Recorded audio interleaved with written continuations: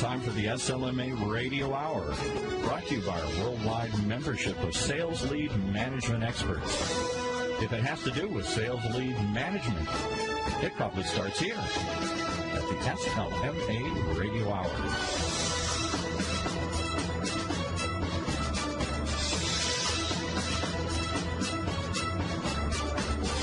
Today we're privileged to have with us our guest host, Online Director of Marketing for the Sales Lead Management Association, Susan Finch. Hey, Susan. Good morning, Paul, or afternoon, wherever we're going to be broadcasting. This is probably the evening, but it's so good to hear from you. Yeah, how are things up in Seattle? We're doing a three-way nation thing. I'm in Orange County. You're up in Portland, and our guest, if I understand, is way over on Boston. Yes, she is, and I'm very excited to have Vicki Donlan. She is a business and health coach. She's an author, and she is so passionate about women in business that she seemed like a perfect fit. And it was recommended to me that I contact her through a group on LinkedIn, so I'm very grateful to the Fresh Sales Strategies group. Thank you so much. Vicki, welcome. We're so glad that you're here. I wanted to give people a little bit of information about you, though, because I don't know why they wouldn't know you, but if they don't happen to know who you are yet, you are a business and health coach, and you, as a woman, truly understand the pressure that is on women in our culture to take care of others and still be perfect. You know, the super mom, the super woman, the super wife, the super partner. It's just superwoman in general. So that is one of the things that, as Paul knows, I'm very passionate about, making sure that women stand up for themselves and take care of, business from the standpoint of being a woman, and without even saying, just being a professional person, without always having to rely on being a woman, but realizing that that can be an asset. So I am ready to visit if you are. I'm thrilled to be here, Susan, and it's great to talk to you. And yes, women have a lot of pressure on them because we're meant to be perfect in all of the areas that you just spoke about. We are, but I have to tell everybody, because you just shared this really exciting thing. Congratulations. Vicki Donlan has just been asked to join the Huffington Post for blogging, and that is such an honor. And reading your post, I'm not surprised. I'm surprised it took them this long. So congratulations. Well, thank you. I've been writing, blogging now for about 4 or 5 years, all about my passion, which, as you mentioned, women entrepreneurs, women in business, being the leaders that I believe the majority of us were born to be in a variety of realms. Again, not everyone is meant to lead as an entrepreneur or lead in the corporate world, but as women, we have been the major leaders in history, and that's not just in the United States, but clearly across the globe. So I am excited to have the opportunity on the platform of the Huffington Post to really start to engage with other women across the world in my passion in that area.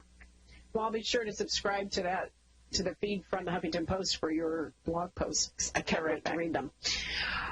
I also wanted to talk to you. I will mention, everybody, I said that you're an author, but your book, it stays right in line with this passion. Her Turn, Why It's Time for Women to Lead in America, and that can be found on Amazon, and it's linked on your website, which is VickiDonlan.com, VickiDonlan.com. So on that topic, let's get into this. I run across this constantly of women who step back, take the back seat, don't push themselves, and it's not pushing in a negative way, but not rising up to what they're capable of doing and still maintaining their daily life and the other positions they need to hold. Exactly. Well, let me just give you a quickie little background on me. My background is the newspaper business. I founded a newspaper and was publisher of Women's Business, a newspaper that profiles women in business here in the New England area, also out in New York, New Jersey, Connecticut, and for a time Ohio, Connecticut, and Kentucky and Indiana. So with 9 states, I had an opportunity to profile more than 5,000 women over the 12 years that those papers were being published. And I learned firsthand that there isn't an arena, an industry, a field that women aren't taking the lead in. The problem is the visibility they have is limited, and often enough, women are holding themselves back by not pushing through the barriers once they make it to that top level. And one of the things I've heard over and over from women is they get so busy climbing to the top, they forget to take a look at who they're bringing up behind them. And so the first thing I will say to your listeners is that as women, we need to make sure our back is covered. Men have done that forever, as we all know. Having that second banana, being a woman you can trust that is there to support you and that you are there to help her advance, makes all the difference in the world. And I learned that firsthand. That's really important, and I have found that the women's companies and the women in business who really succeed are the ones who surround themselves with other talented women. So that's the first thing I would talk about. I also want to share that my book was written in order to also talk to women about the history of the women's movement. And I'm hoping I can have a couple of minutes to talk about that. Yes. Oh, please. Because so many, as we were talking about before the show, so many younger women don't realize how hard we have fought to get just to where we are now. And they take it for granted. It's so true. When I speak, and I speak quite frequently to young women's groups, to women's initiatives and corporate settings, I also speak to a lot of organizations. But what I find is that when I start asking some of the history questions, for example, when did women earn the right to vote? Many of the young women in the room have absolutely no idea that it was 1920. Right. Yet the first women's rights convention was held in the United States in 1848. So think of it, 72 years women fought to earn what rightfully should have been ours, the opportunity to vote, to have a say in the government that we were already paying taxes to but had no rights to. Once we had the right to vote, we had a long, hard fight before the National Organization of Women, which I think some of your listeners will remember, 1960s, that what I call the bra-burning feminist. It was the first time the word feminist was used, and of course, to some great negativity across our land of the United States.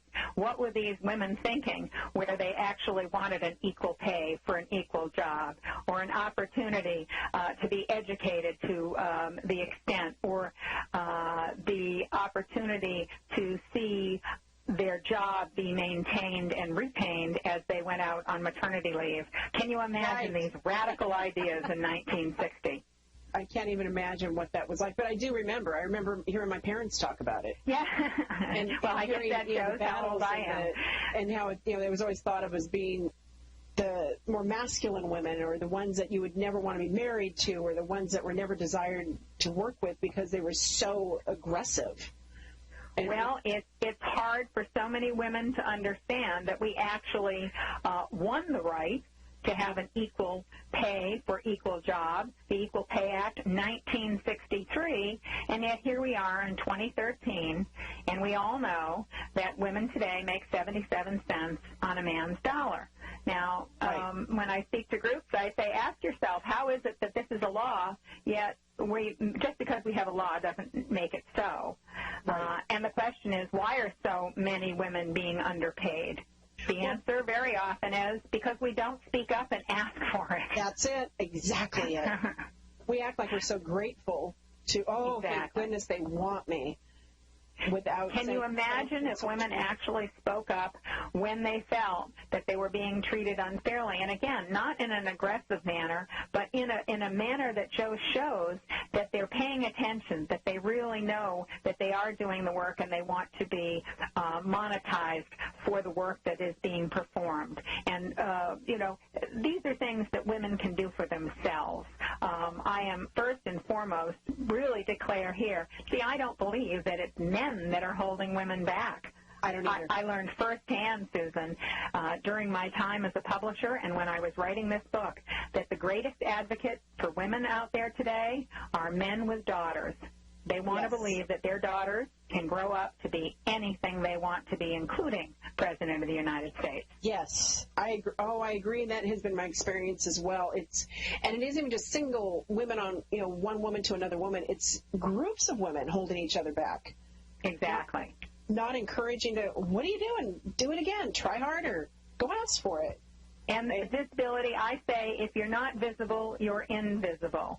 And too often, women have been brought up to, speak only when spoken to, not to tell people how wonderful they are. I tell people all the time I'm an expert when it comes to women entrepreneurs and women in business in America. And when anyone asks me for my credentials, I tell them I'm an expert because I say I'm an expert. And I'm telling you, because I pay attention, because I have the resources and make sure that I'm in the know of what's going on, that's what makes me an expert. And I'm no different than anyone else. If you want to be an expert in your field, pay attention, get to know what's happening. All of us have the opportunities available to us to just really educate ourselves about, the role that we want to take. And we have to stop asking for permission to take that role and just take that opportunity and move forward. That's where the opportunity in America has gotten for women today. I spent some time this week with a client, and we were talking about our stories and what led us to where we both are now. And I look back at mine and, typical experiences as, a woman in America, starting small. For me, did not go to college.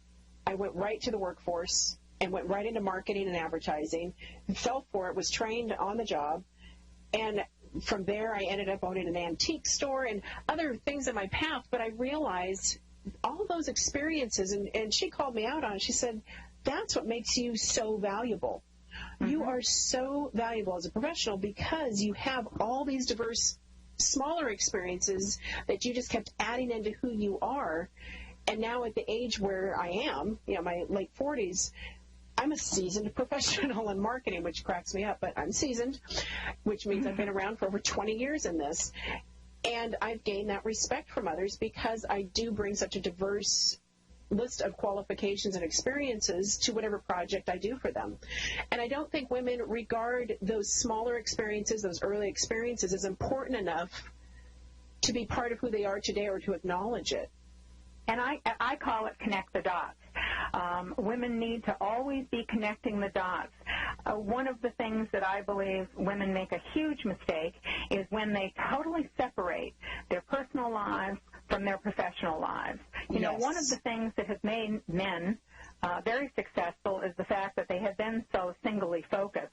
Now, I'm not going to talk about the negatives of that, but because they've always been business focused, and wherever they are, and of course wherever they are, there are other men there, they're talking about their business. That's helped them enormously. When I think of the opportunities women have, whether it's on the soccer field or at the grocery store or at the hair salon, I will tell you some of the best information or leads I've ever gotten. I got a great lead from my hairdresser once that turned into a very lucrative deal for me. You will find that in the grocery store, there are great people to meet in the grocery store. We have to remember that if we're in business of one kind or another, and we are doing the everyday chores that we have, there are other people around us that are also in business. So it's an opportunity to take advantage and, again, connect the dots. People laugh when I say the best place to connect the dots, of course, are weddings, but even more important, funerals. And I say that not to be facetious, but the fact is when you go to a funeral, the one thing everyone in that room has in common is the person who has just passed. And have you ever noticed you've gone to funerals, again, if they're not a family funeral, and the majority of the people you don't know, but they are there because they're paying respect to that one individual. And again, I'm not suggesting you whip out your business card. I get it. It's a great opportunity to meet people that you have a common denominator. If you've taken the time out of your day or evening to go to a funeral or a wake of someone you truly admired, there are probably other people in that room who you don't know that may be absolutely critical to not only know personally but professionally. And it's a great opportunity, again, connect the dots and see how you can broaden your experience and the people you know in your life. Oh, I agree. My tax analyst gives me a piece of advice every year and reminds me, whenever I, don't have quite enough deductions, they say, Susie, you got to remember, when you walk out the door, you're doing one of two things. You are doing business networking and marketing, or you are going to a medical thing. And sometimes they cross into each other, but it's always one of those two things, because every place you go is an opportunity. Exactly, and we have to make the most of it. And networking organizations are wonderful, and I know that we go in with our business cards filled in our pockets and pocketbooks, and we think that that's the only opportunity. I have to tell you, one of the reasons that I am doing this Huffington Post blog is because when I was with Ariana the other day, she gave out her email address and asked for people to email her. Well, I am the person who always takes advantage of an invitation like that. And she got back to me within minutes and offered me this opportunity once she had gotten my qualifications, et cetera. So, when we don't take the opportunities that are given to us, that's when we find it makes it that much more difficult to, whether it's climbing the corporate ladder or finding success as entrepreneurs. And I've been one who's always taken every opportunity that's handed to me. I'll just tell you, because you talked a little bit about your upbringing, and my greatest mentor was my dad. My dad was a very gregarious and outgoing, and took me to work with him a lot when I was little.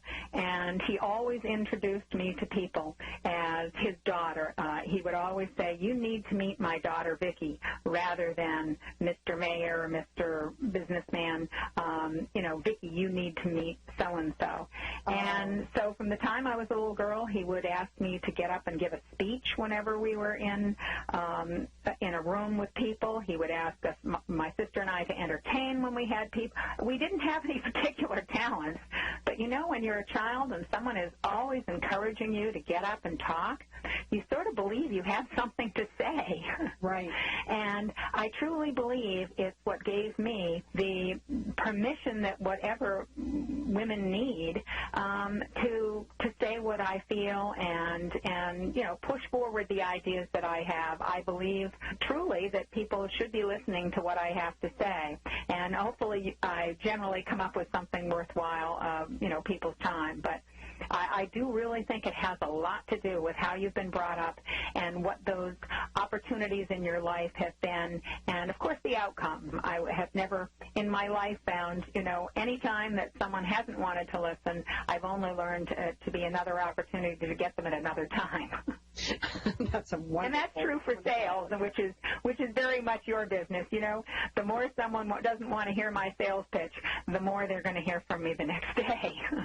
That's true. And right now I'm in web development and marketing, social media and things, but sales is still at the root of it. If I can't sell what I do to the people that I want to have for my clients, I'm dead in the water. Mm-hmm. I have to know how to present myself. People do business, as you know, with people they know, like, and trust. Building relationships, and again, getting to our topic today about women.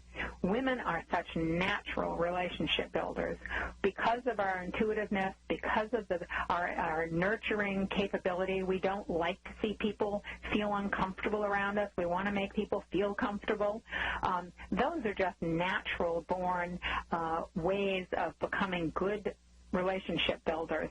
And I know when I was selling advertising into my newspaper that my relationship building skills were exactly what always turned my clients into saying yes. I called on a regular basis all my clients to check in about their children and their families, to see how their job was going, and then we might get chatting about advertising. It didn't happen on every call, but it always gave me a reason to check back in to see how everybody in their family was doing. And when you treat your customers like your friends and your friends like your customers, it really goes a long way. And, of course, it has to be genuine, and I'm sure as a sales person you know well how important authenticity is. It is, and I've also, my best clients all come from referrals too, because it's people that trust me enough and that they know I would enjoy working with somebody else. They're like matchmakers.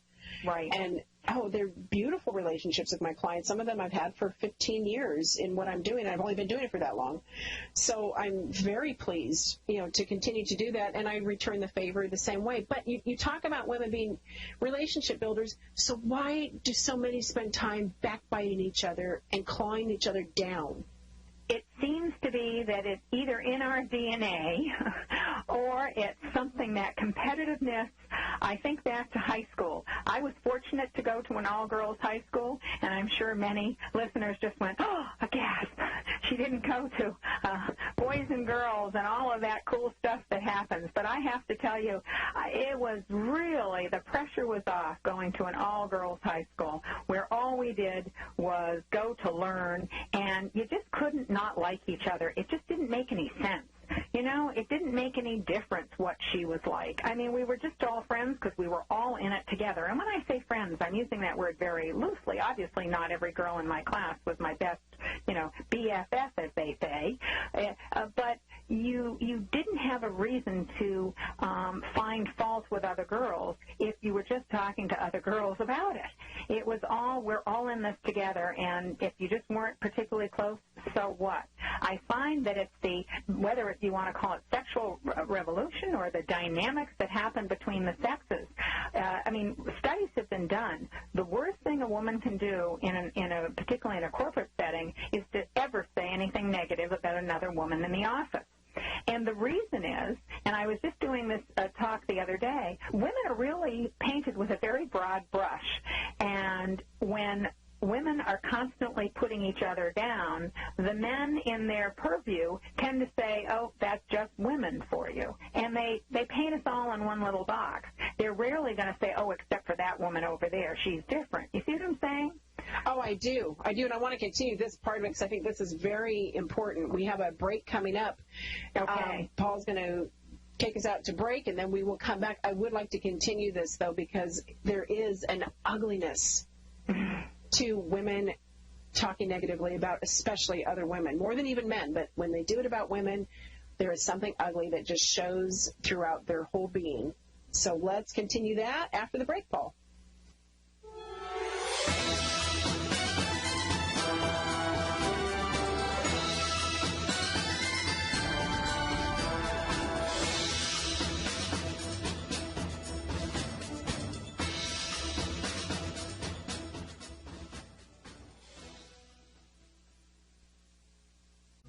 Large companies with complex sales channels have sophisticated lead management needs. They require customized lead management systems and services and integration with additional systems. That's why, since 1981, these companies have relied on Smart Lead by AdTrack, the only full-service lead management company with customized systems for lead management, Salesforce automation, and analytics. These systems are managed by each client's dedicated account manager and are integrated with Smart Lead's in-house marketing services that include a contact center, email marketing services, print services, direct mail and fulfillment, and an ISO-certified warehouse. Smart Lead by AdTrack. 3 decades of pioneering lead management best practices and systems for complex lead management needs. For more information, visit our website at smartlead.com.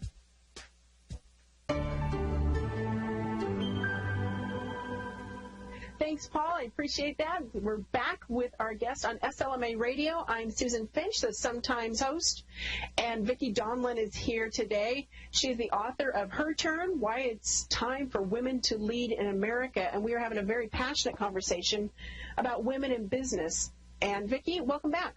Thank you. It's been a joy so far. I'm looking forward to the conversation. Well, let's get back into this. Before we went on the break, we were talking about what happens and how women are perceived in business. And one of the biggest things that shoot them down quickly is when one woman starts to talk negatively about another woman on the team, in the office, or just other women in general. It sounds so catty, and I think it plays harder than it would with men talking about each other negatively. When a woman does it, it is perceived as ugly. And I've noticed in my career, men very rarely talk negatively about each other. And not maybe my husband would say something to me about some man, but I have never in my life heard a man on the job talk about another man on the job with anything but respect. And the competitiveness between men doesn't seem to be the same as women. And I think one of the reasons for that is, particularly on the job, although I think women do this every place in our lives, unfortunately, and it tends to be even more about our looks and our appearance, which is even more negative to our self-esteem. But I also because the opportunity to be the one woman in the room is so powerful for so many women, that they want to be the one that gets chosen somehow, and that they grew up with that idea there could only be one prom queen, there could only be one head of the cheerleading squad, there could only be one whatever that might be. And our media, of course, in my opinion, continues that today for the young women. My deepest upset is about women in work who have a contest with stay-at-home moms. You know, the career woman versus the stay-at-home mom. And that, to me, is probably the most destructive of any kind of competition. Right. I mean, it's just women just need to be valued for wherever they are choosing to be, or wherever they are put at the moment. They need to celebrate it more and look for ways to be excited about where they are. What I hear is more women will rest on their laurels, and they'll talk about what they did in the past. Past. This is what I used to do. This is what I used to be. And I don't hear enough about the excitement of where they are exactly today, and to find all the positives right where they are and shut your mouth about the negatives. Because the more we acknowledge any negatives, the more they come to the surface and they outshine the positives. I do want to say, though, I have a little bit of hope. And the reason I'm becoming more and more hopeful for this, though, is today on college campuses, women are outnumbering men. Pretty much most college campuses are 60% women now and 40% men. I mean, we are just so outnumbering the men that our competitiveness may actually change at this point. And, you know, as Title IX showed, when women had the opportunity to start to compete at sports, their ability to compete on teams has been better, and certainly has shown an area of more success for women, particularly in management arenas now in different, corporate cultures. So I really believe, and I'd like to hope, that this ability to really be able to lead on college campuses and know that there's power in numbers, and that you don't have to be the only woman leading because there's a whole group of women leading, may change, and maybe this will turn the tides, and women will stop competing against each other and actually forming teams to take the kind of leadership that we need to move forward into, throughout the 21st century. I think it's what it's going to take is some practice. And like you're saying, they're getting used to it. And sometimes it's just a new behavior. And so as a group even, we need to learn new behaviors on how to be.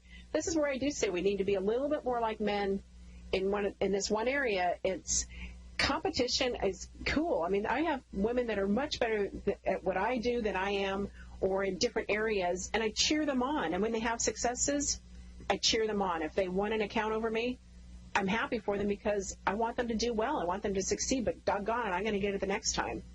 Well, and that's exactly true. And right now, women are coming out of college and have just as many opportunities as men to get the jobs at hand.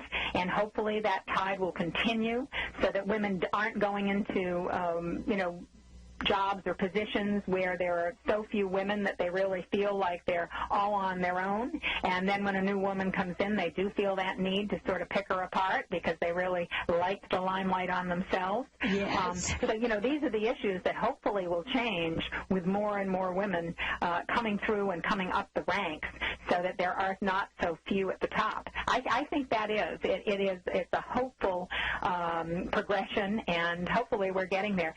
One of the biggest obstacles that women have, and I always say, until we can figure out a way to get men to have the babies, the obstacle of the fact that all women hit a time in their life where they are in that creation stage of their life. And that's what happens because whether we decide to have children or not, the perceived idea is that women, once they're married, sometime between their 30s and middle 40s, are going to decide to take time off to take care of their children. Right, and and the women, as we know too, they already get that mindset of having to put things on hold rather than continue to build it so it'll be easier. Exactly. They put it on hold. I'm going to tell you a quick story from the book, just because whenever I tell it, people are just aghast. but one of the women in the book that I wrote about was president of one of the Genzyme divisions here in the Cambridge area, and she had a child, and she was only out for 4 or 5 days, and she came right back into the office. And for a week, the buzz around the office was, oh, my God, something must have happened to the baby. How else could a woman come back 3 or 4 days after the baby was born? And finally, her administrative assistant came in and said, oh, please, please, is everything all right? Did something happen to the baby? And her name is Mara Aspinall. Mara looked at her and she said, what are you talking about? She said, my husband's a stay-at-home dad. He's perfectly capable of taking care of the baby. I'm back at work because I'm president. You can imagine, and I have to admit, had I been in the same office, I might have thought the same thing. Right. You know, go home for a weekend, have a baby, and be back at work the next day. We have these preconceived notions, again, not just men, but women, that women are supposed to act in a certain way. And until we are able to take away those stereotypes, you know, women still have many stereotypes about them. It really does harm all women. But women are as much to blame as men when it comes to stereotyping what we should be doing at a certain time in our life.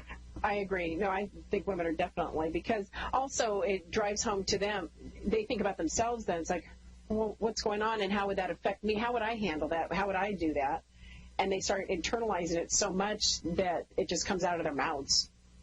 Well, in the business that I'm in, where I speak to a lot of groups, and when the whole Marissa Mayer became the new CEO at Yahoo, just as she had become pregnant, and the talk for 9 months, whatever, before the baby was born is, what is this woman going to do? How could she take over this huge CEO job just when she's having a baby? How long will she take off? My Lord, the amount of attention that took on in all the media, TV, radios, blogs. I mean, you just couldn't.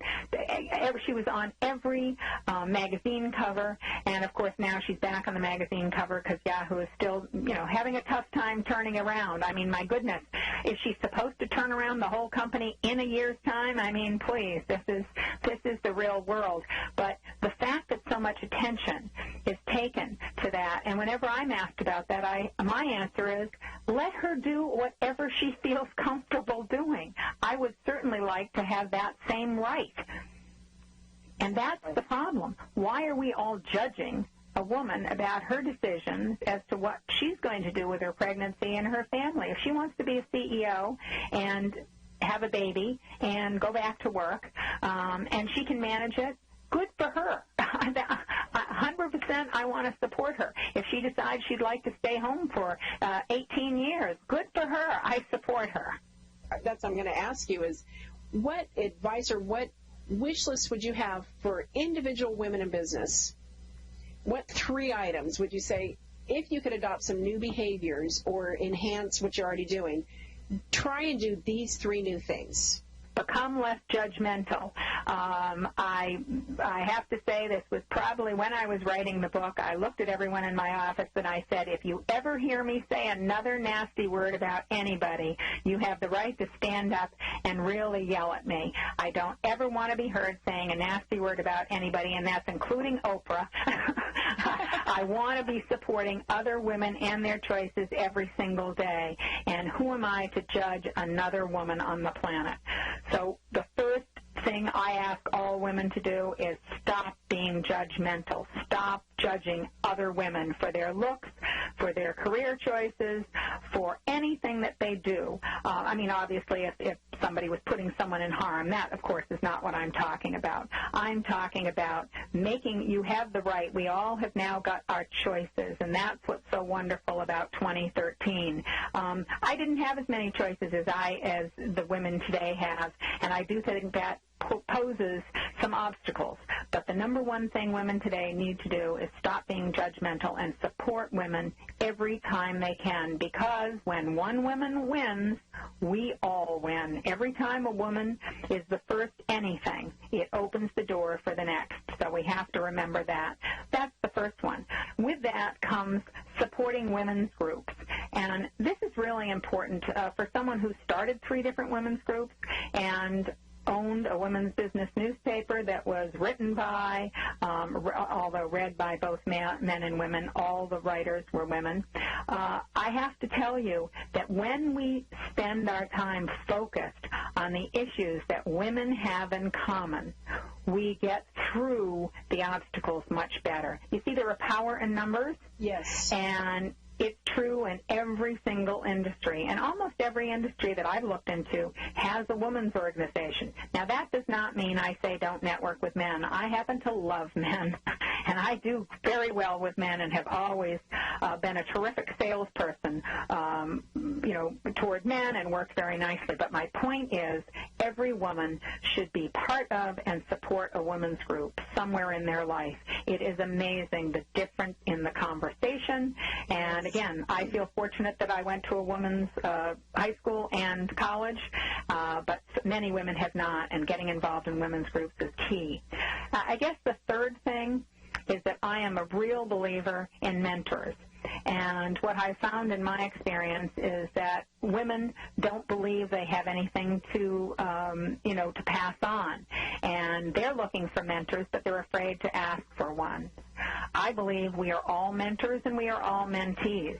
And if we reach out to other women early and often, we have an opportunity to make sure that the next generation has a little bit less difficult than we did, to share our experiences. You can do that in your 20s.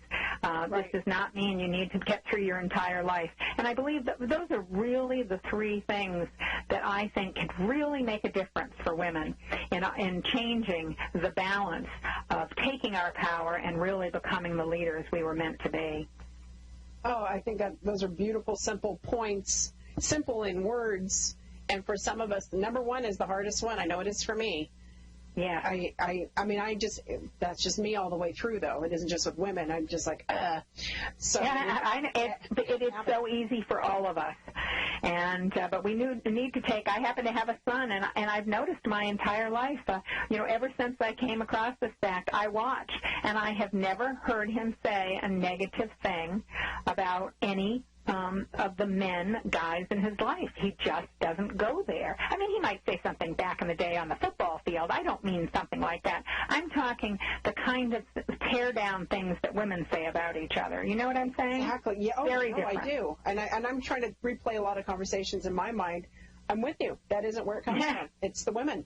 It is the women, and but it is also this whole thing around the fact that we are the procreators of the world, and that is another area that is critically important to our success, because if we have an opportunity, and I do believe in this country, to change the dynamics where we are family first. We are all seeing right now in corporate America the 80-hour work week doesn't work. It doesn't work for men. It doesn't work for women. It doesn't definitely work for families. And so if I can say with this whole idea, one of the reasons I believe women need to be the leaders is because the rest of the world has shown us that when women lead, the focus goes to peace, number one, 2, education, 3, nurturing, food, health care. Those are the areas that change in the countries that have women as their leaders. And I believe that if we had a woman leader in this country, and I'm not just talking about the president, I'm really talking top down. I'm not getting rid of the men, though. I want to let you know, Susan, we have a role for the men as well. Oh, definitely. This needs to be a shared leadership. But we are 52% of the population, women in America, so I'd like to believe that we should hold the power for 52%. And then I'd feel like my job was almost done. I think that's a beautiful goal. I agree. If that's how much of a presence we have and how much the percentage of people that will be affected by any decisions, any edicts, any patterns made towards women, then women have to be leading. And they have the power to do it. And that's, as I have mentioned with the few things, the statistics, at 52% of the population, we are more than 52% of doctors and lawyers in medical and law schools. We are more than 60% on the graduate campuses. and we are 85% of the consumer purchasing power, which I'm sure as a salesperson you know well, women make the decision on 85% of all purchases in the United States. If we decided tomorrow to boycott a brand, it would be out of business overnight. That is an amazing amount of power, but we don't use it effectively. That feels good. It does feel good, doesn't it? It does. You know, I have been enjoying bringing other women along with me. The mentoring, I'm going back to some of your points. The one about supporting women's groups and mentors. I'm noticing, you said too, any age, and I've seen it even with my daughter who's almost 12. I watch the older teen girls, the nice ones that quietly, without calling it such, mentor her. So isn't that wonderful? I'm glad to hear that, because that warms my heart. That will make the change for those women when they get into the corporate world. And rather than growing up with this idea that every woman in their path was competing with them, they'll know that they've had the opportunity where they were being supported by them. Just as I mentioned, you know, my dad was a great supporter of mine, and I have found that men have all been supporters of mine. Throughout my career, I can't tell you one time a man threw me under the bus. But I can name a couple of women. And, you know, going to the women's groups, when I do have networking opportunities, I don't have a big free schedule with 2 children and everything, but I flock to my 2 women's groups. And they understand me, and they listen, and they laugh because they understand where I am. Absolutely. Well, this is what I say when I talk about us having a woman president in the United States. So often women will say, well, what if she isn't the right woman? You know, again, why are we deciding? Do we all have the right men in all of the roles? And again, I'm not talking about this president or the last president or any president. Just in general. I understand. Just in general. I'm telling you that any woman president will be more like you and me, Susan, than any man president we have, because she has lived the life of a woman, and that brings so much more of who you and I are with it. So I truly believe we need more women of power in powerful positions, and that includes people like you and me and all the listeners on this radio show. When we take our power and we go forth and lead, it does more than just raise us up. It raises all the women around us up. That is a great close to this inspiring show. I am so thrilled that you came on today, Vicki. We are thank you. I've enjoyed it. Oh, this has been great. This has been SLMA Radio. That's slmaradio.com with Vicki Donlan. And I want to show you how to get to her. It's VICKIDONLAN.com. You can also follow her at Twitter at Vicki Donlan. We will look forward to reposting this show for any of you that missed it tonight, because you will be sad that you did, and you're going to want to share it with everyone. Thank you again, Vicki. I will look forward to following you, following your posts on the Huffington Post, just staying up with you. You have brought so much to my morning. Thank you. Thank you as well.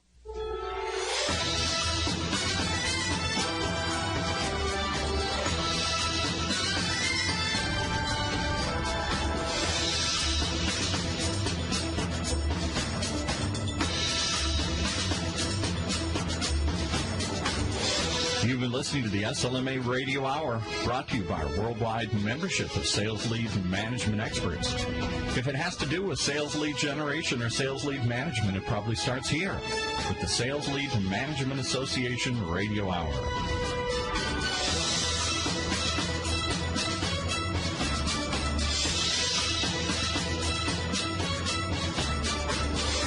More information on our organization or to sign up for our free membership, just visit our website at the SLMA.com. That's THESLMA.com. Or call us at 714-637-6989. This show is produced in part by James Obermeyer, Executive Director of the SLMA, and yours truly, Paul Roberts, on behalf of the OC Talk Radio Network.